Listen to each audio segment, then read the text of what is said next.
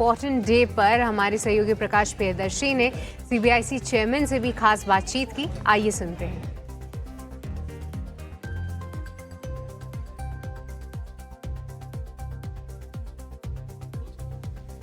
Next generation GST reforms के तहत सरकार ने, इनफैक्ट जीएसटी काउंसिल ने कई अहम फैसले लिए हैं।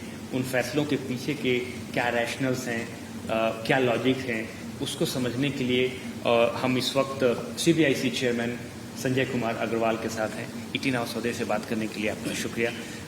मोटे तौर पर मैं ये जानना चाहूँगा कि कौन कौन से ऐसे लॉजिक हैं या उस तरीके के रैशनल्स थे जिसको कि इम्प्लीमेंट किया गया इस नतीजे पर पहुंचने के लिए कि जीएसटी में सिर्फ दो ही स्ट्रक्चर होंगे, दो ही रेट स्ट्रक्चर होंगे।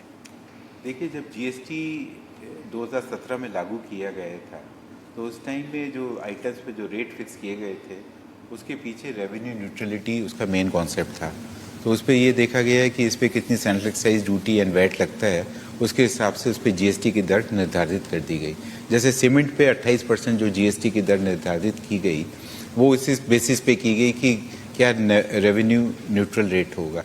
ये नहीं देखा गया है कि सीमेंट पे क्या हमें 28% का रेट रखना चाहिए या स्टैंडर्ड रेट जो कि 18% था उस पर सीमेंट को हमें रखना चाहिए था।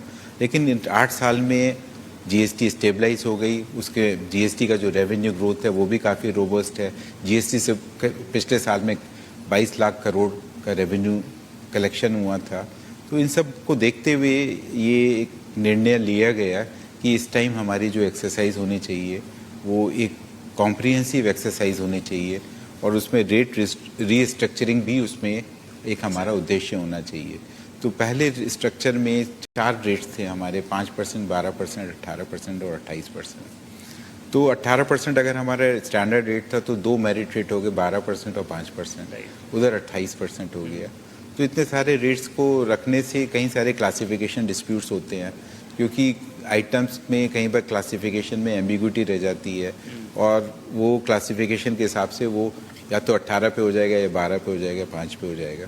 तो इन सबको देख के जो हमारे कहाँ से क्लासिफिकेशन डिस्प्यूट्स अराइज हो रहे हैं, इन सबको देख के ये सोच बनी कि इस पे एक हमारा स्टैंडर्ड रेट होना चाहिए और जो मेरिट गुड्स हैं जिस पे कि हमें लगता है कि किसी वजह से सोशियो इकोनॉमिक कंसिडरेशन की वजह से या वो कॉमन मैन के यूज़ के आइटम है या वो हमारे एग्रीकल्चर में जाते हैं या वो हैंडीक्राफ्ट्स टाइप के आइटम है, तो उनको हमें मेरिट रेट पे रखना चाहिए। तो उसमें एक स्टैंडर्ड रेट 18% का रखा गया और जो आइटम जो कि इस तरह की नेचर के थे जैसा मैंने अभी बताया उनको 5% पे रखा गया। उसके अलावा